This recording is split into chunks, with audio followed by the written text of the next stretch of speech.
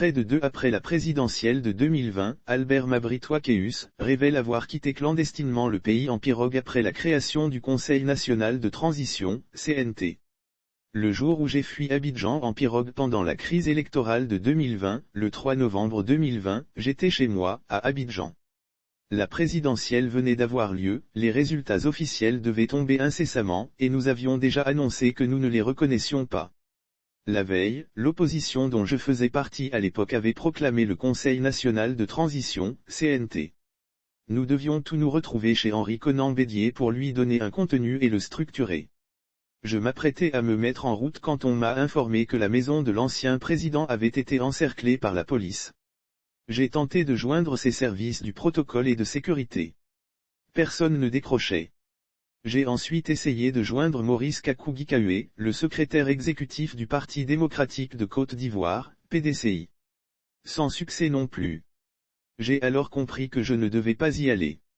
Raconte le président de l'UDPSI, qui a fait retour au sein de la coalition au pouvoir, le RHDP en septembre dernier. Mabry-Twaqueus par ailleurs récemment sérieusement interpellé par le vaillant Méangli quant à sa responsabilité dans les morts de la tentative morte-née de prise du pouvoir en 2020. Dans une déclaration dont copie a été transmise à Kouassi, celui qui avait stoppé l'hémorragie naissante dans le Guémon sur demande d'Ahmed Bakayoko qualifie de dégueulasse le jeu politique de son ancien camarade du MIECI. Décidément, Mabry ne connaît pas la honte. Voilà des gens qui se sont regroupés en une association de malfaiteurs, qui ont voulu renverser le régime et les institutions par un coup d'État, qui envisageaient d'assassiner le président, des gens qui ont provoqué la mort de plusieurs citoyens innocents et qui, comme des lâches, s'enfuient avec leur famille au Ghana, en prétextant craindre pour leur sécurité. Comportement vraiment ignoble. Dégueulasse. Ces gens-là ont le droit de faire mourir les autres, mais eux, ils doivent vivre par tous les moyens.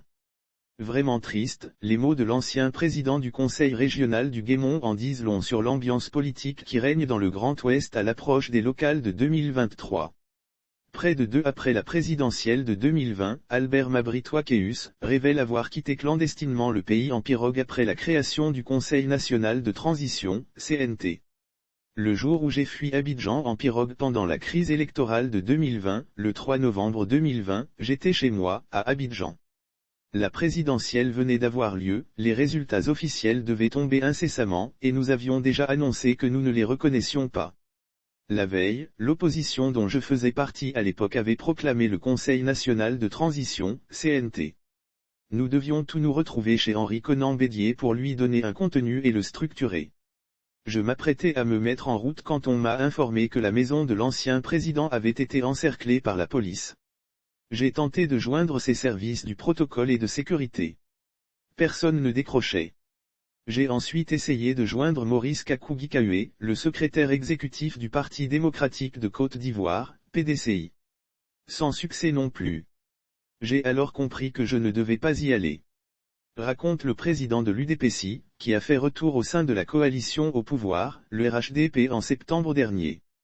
Mabry-Twaqueus par ailleurs récemment sérieusement interpellé par le vaillant Méangli quant à sa responsabilité dans les morts de la tentative morte-née de prise du pouvoir en 2020. Dans une déclaration dont copie a été transmise à Kouassi, celui qui avait stoppé l'hémorragie naissante dans le Guémon sur demande d'Ahmed Bakayoko qualifie de dégueulasse le jeu politique de son ancien camarade du MIECI. Décidément, Mabry ne connaît pas la honte.